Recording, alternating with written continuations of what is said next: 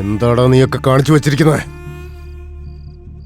നിന്നെയൊക്കെ വിശ്വസിച്ചൊരു കാര്യം ഏൽപ്പിച്ചതിന് ഞാൻ എന്റെ ചെരുപ്പൂരി എന്റെ മുഖത്ത് തന്നെ അടിക്കണം. തെറ്റുപറ്റിപ്പോയി, എനിക്ക് തെറ്റുപറ്റിപ്പോയി.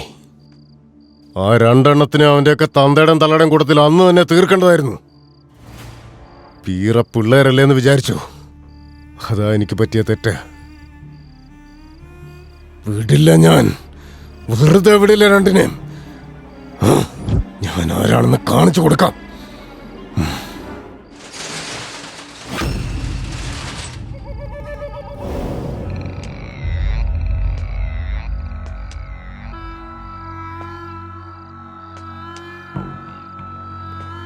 വിൽസൺ. പട്ടേൽ സാർ, എന്റെ ഈ അവസ്ഥ കണ്ടതിന് ശേഷം സംസാരിക്കേ. പുലി, ബുദ്ധിശാലിയായ പുലി, ഒന്നല്ല രണ്ടെണ്ണം. മുന്നിൽ നിന്ന് അടിക്കാൻ പറ്റില്ല, പിന്നിൽ നിന്ന് വേണം അടിക്കാൻ.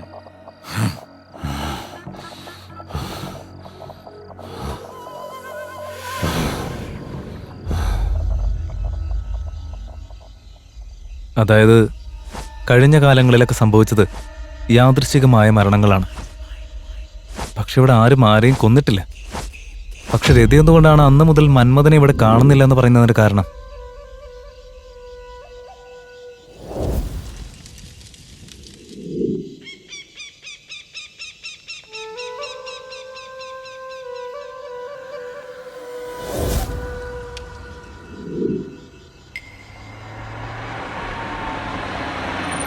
രാഹുൽ,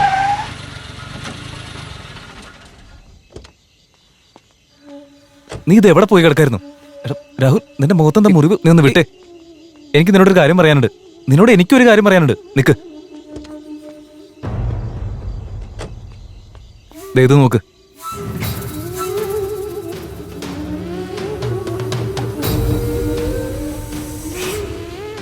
മന്മഥനാണോ? മന്മഥൻ തന്നെ. ശരി, വാ, കേറ്, വാ.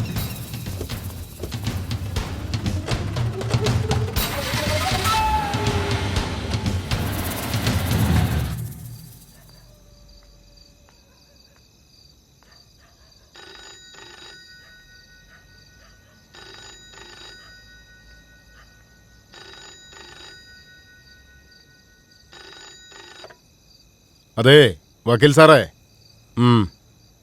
ഹലോ, എന്റെയും ജയദേവന്റെയും കൂട്ടു ബിസിനസ്സില് എന്റേത് 30%, അവന്റേത് 60%. അവന്റെ കുടുംബത്തിന് 10% ഷെയർ ഉണ്ടായിരുന്നു. അവന്റെ കുടുംബത്തെ മൊത്തം തീർത്ത് അതെന്തോ ഒരു കോപ്പുണ്ടല്ലോ, ഈ പവർ ഓഫ് അറ്റോർണിന്നോ മറ്റോ പറയുന്ന ഒരു സാധനം, അത് ഒപ്പിട്ട് ആ സ്വത്ത് എന്റെ പേരിലേക്ക് മാറ്റി തരണമെന്നും പറഞ്ഞ് എന്റെ കയ്യിൽ നിന്ന് കാശ് വാങ്ങിച്ചോണ്ട് പോയതാ. ഇത്രയും വർഷമായിട്ടും തനിക്കൊന്നും ചെയ്യാൻ പറ്റിയില്ലല്ലോ. ചോദിച്ചാ കേസ് നടക്കാന്ന് ഈ പറഞ്ഞ കാര്യങ്ങൾ തന്നെയല്ലേ താൻ പിന്നെയും പറഞ്ഞോണ്ടിരിക്കുന്നേ. പെട്ടെന്നൊന്ന് തീർത്ത് താടോ. തനിക്ക് കിട്ടാനുള്ള 5% കിട്ടിയിരിക്കും.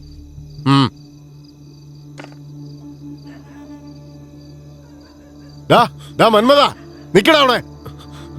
നിക്കാൻ ഇവിടെ ആരും ഇല്ലടാ. രംഗ, അവനെ പോയി പിടിക്കടാ. എടാ പിടിക്കാൻ ഞാൻ വരുന്നു.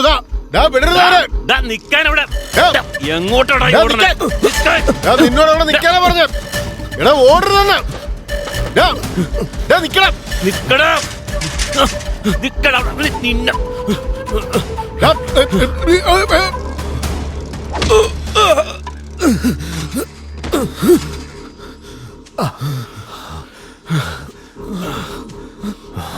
നീ ആള് കൊള്ളാലോടാ.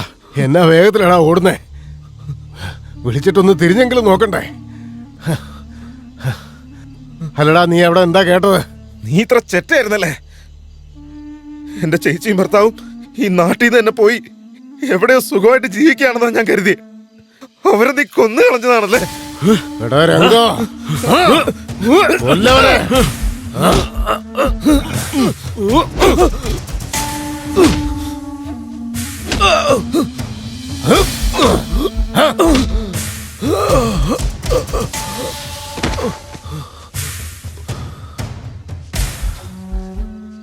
എന്റെ വഴിയിൽ ആര് തടസ്സമായിട്ട് വന്നാലും അവർക്ക് എന്ത് സംഭവിക്കുമെന്ന് നിന്റെ ചേച്ചിക്കും അളിയനും നന്നായിട്ടറിയാം. എന്നെ തടയാൻ ആര് ശ്രമിച്ചാലും തീർക്കും ഞാൻ അവരെ.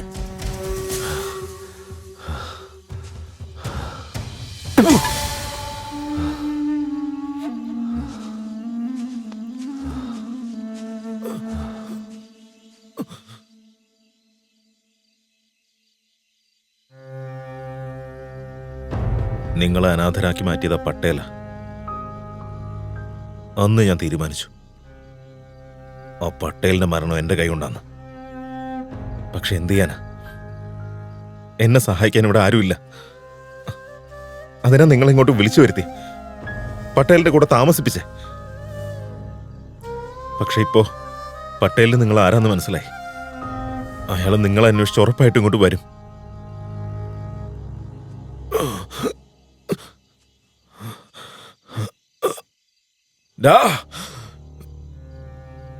നിന്നെ ഞാൻ വെറുതെ വിടില്ല. എല്ലാ കാര്യങ്ങളും പോലീസ് പറയും. നീ ജീവിക്കുന്നോ കാണണം എനിക്ക്.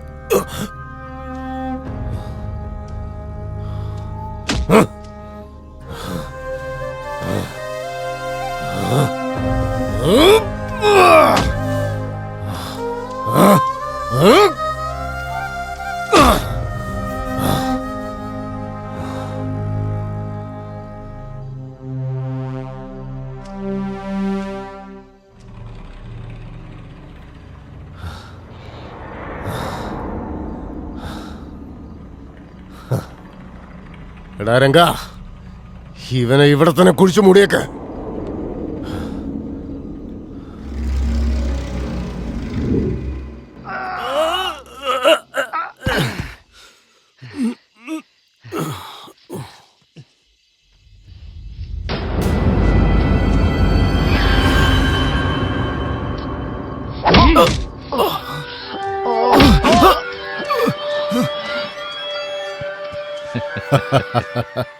നന്നായടാ,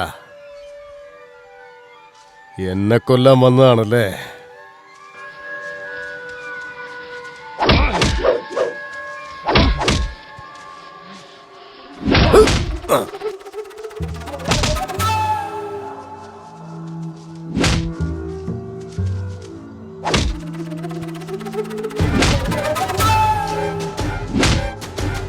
വിടരുതവനെ.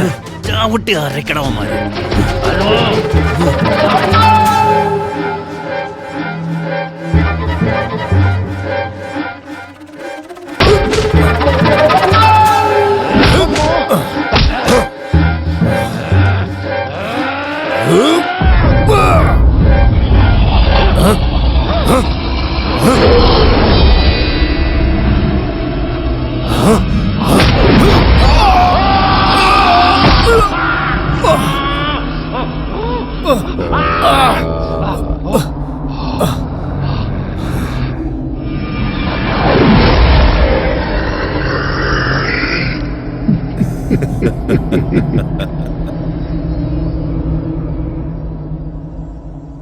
മന്മഥൻ വന്നു കത്തുകൾ തന്നു, മന്മഥൻ വന്നു കത്തുകൾ തന്നു, മന്മഥൻ വന്നു കത്തുകൾ തന്നു, മന്മഥൻ വന്നു കത്തുകൾ തന്നു.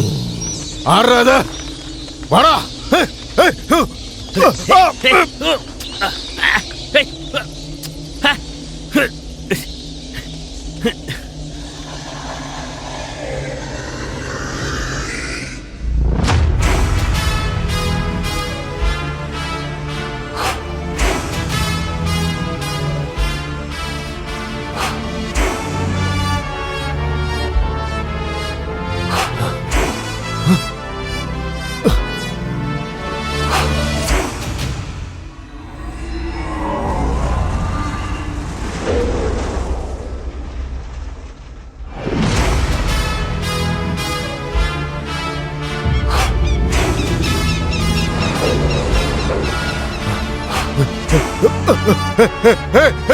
ഇത്രയും നാളും നീ ഇവിടെ ആസ്വദിക്കായിരുന്നില്ലേ?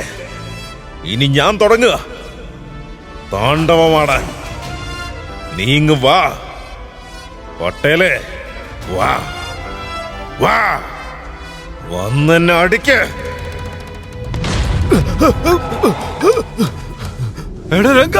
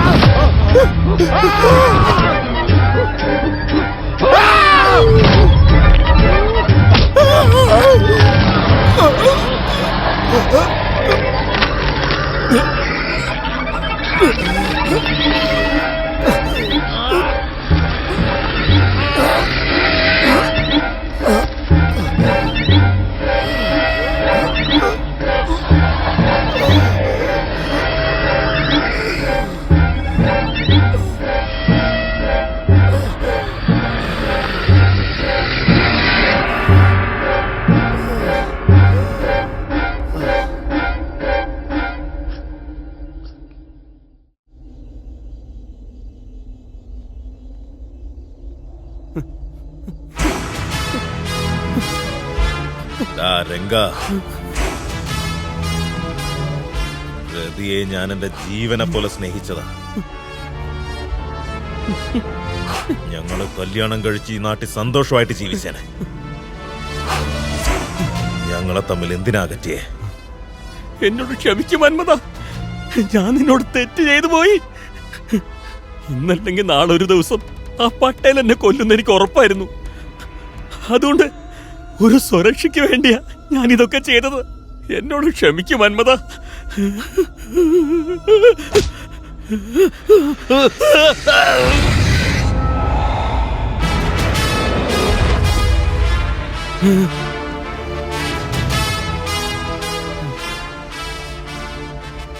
നിന്നെ കൊന്ന എന്റെ രതി തനിച്ചായി പോവും.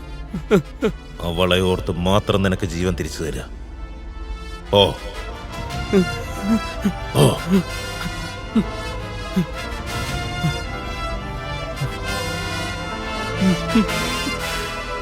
ഓ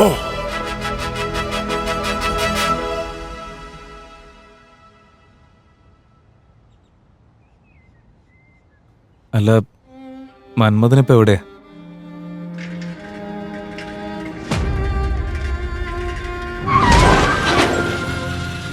ഹലോ, ഞാനിവിടെ ഉണ്ടേ. അതെ, ഈ ടീ കുടിക്ക്. ഇല്ല, എനിക്ക് വേണ്ട, ഞാൻ കുടിക്കാറില്ല. എടോ മന്മഥ, താൻ ഞങ്ങൾ ഇങ്ങനെ ഫോളോ ചെയ്തോണ്ടിരിക്കുകയാണല്ലേ? ഛേ, അങ്ങനെയൊന്നല്ല.